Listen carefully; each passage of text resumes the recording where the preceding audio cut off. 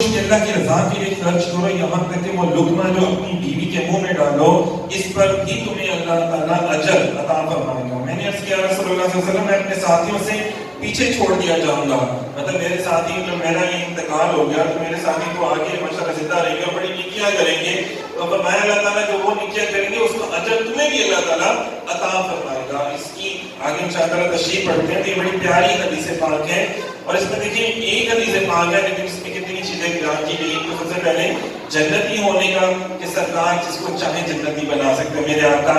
صاحب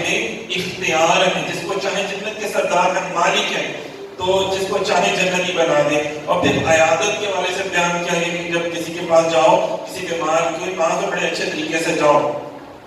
بلکہ کچھ حدیث میں آتا ہے کہ حضور صلی اللہ علیہ وسلم بقاعدہ دم بھی فرمایا کرتے تھے ان لوگوں کو جو بیمار ہوتے تھے، جو کہتے تھے دم درود حرام ہے، تو خود نبی پاک صلی اللہ علیہ وسلم نے لوگوں کو دم کیا کہ ایسے صحابہ کرام صحابی رسول ان کا ان کو یہ خیال تھا کہ میرا اسی بیماری میں وصال ہو جائے گا، لوگوں نے کہا نہیں تمہارا اس بیماری میں وصال نہیں ہوگا بلکہ تم اور بھی زندگی جیو گے، اور سرکار نے ان کو دم بھی کیا اور دم کی بدولت صدقے سے اللہ تعالیٰ نے ان کو شفا بھی عطا فرمائی۔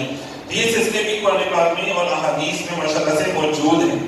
پھر اسی طرح اس کے اندر وصیت کے والے سے بیان فرمایا گیا کہ مرنے سے پہلے وصیت کر جانا۔ ہمارے معاشرے میں بڑی چیزیں ایک ہیں، آئے دن آستانے باغ میں ایسے کیسز آتے رہتے ہیں کہ والدین جو ہے وہ وصیت نہیں کر کے جاتے، بلکہ حضور صلی اللہ علیہ وسلم کا فرمان ہے، بڑا پیارا سا فرمان ہے کہ تم میں سے ضروری ہے،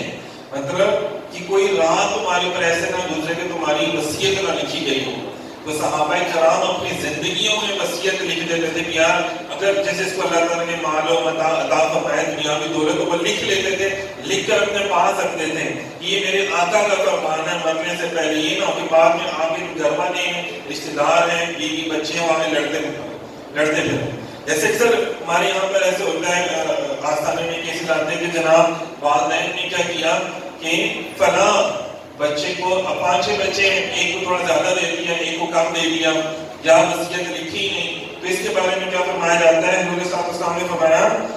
اب دیکھیں بڑی سخت وعید ہے، اب ہمیں بڑا ضروری ہے کہ قرآن و سنت کا علم سیکھنا۔ یہ ہمارے معاشرے میں ایسا نہیں ہوتا، والدین بھی علم حاصل نہیں کرتے قرآن و سنت کا، جب والدین بھی توجہ کریں گے تو اولاد کیسے کریں گے؟ تو ہم دیکھیں کتنے معاملات میں کتنے گنہگار ہو جاتے ہیں، اور وہ آگے ہمارے معاشرے میں لڑائیاں، پھر دھگا فساد یہ جائیداد کی وجہ سے کتنے پڑ جاتے ہیں، اور لوگ اپنی وصیت یہاں تو لکھتے نہیں ہیں، لکھ بھی لیں تو جانبداری سے لکھتے ہیں، غیر جانبداری سے نہیں لکھتے، مطلب سب کو ایکول دینے کی بجائے جو قرآن و سنت نے وراثت کی تقسیم کے احکامات لکھے ہوئے ہیں بیٹے اور بیٹی کے والے سے، رشتے داروں کے والے اس طرح نہیں کرتے۔ بس جی ایک بیٹا یا بیٹی زیادہ پسند ہے، یا اس نے تھوڑی زیادہ خدمت کر لی، یا زیادہ اس نے خوشامد کر دی، اس کو زیادہ دے دیا، جو بیٹا بیٹی پسند نہیں ہے، کام کے والے سے کسی والے سے تھوڑا دور ہوتے ہیں تو ان کو کم کیا۔ تو یہ چیزیں بڑی فوکس کرنے کی ضرورت ہے۔ تو یہاں پہ حضور سردار کی تربیت فرما رہے ہیں کہ اگر کوئی شخص 70 سال تک جنتیوں جیسے اعمال کرتا رہے، پھر اپنی وصیت میں جانبداری سے کام لے۔ جانبداری کیا ہے کہ ایک کو پسند کر دیا، اس کو سارا دے دیا، دوسرے کچھ بھی نہیں دیا یا تھوڑا دیا، تو اس کا خاتمہ برے عمل پر ہوگا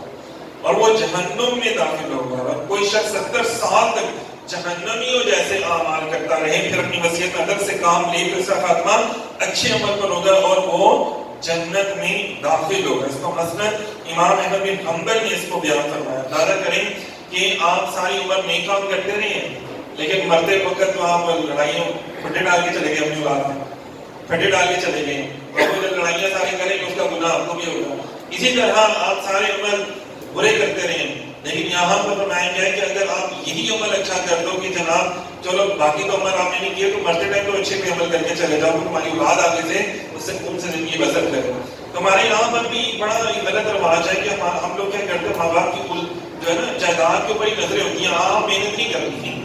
آپ کا پانی کے دورہ نہیں کرنا، آپ نہیں کچھ کرنا۔ تو والدین کی، ماں باپ کی جو ہے وہ دولت کے اوپر، ان کے بنائے ہوئے گھروں کے اوپر توجہ ہوتی ہے، اپنی طرف توجہ نہیں ہوتی کہ یار ہم بھی کچھ کر لیں، ہم بھی کچھ پڑھ لکھ لیں، کچھ ہنر حاصل کر لیں اور کچھ کما لیں۔ آج کل تو خیر فون اتنے سفید ہو گئے کہ ماں باپ سے پہلے لڑائیاں شروع ہو جاتی ہیں کہ ابا جی مینوں ہونی دے ہوگی،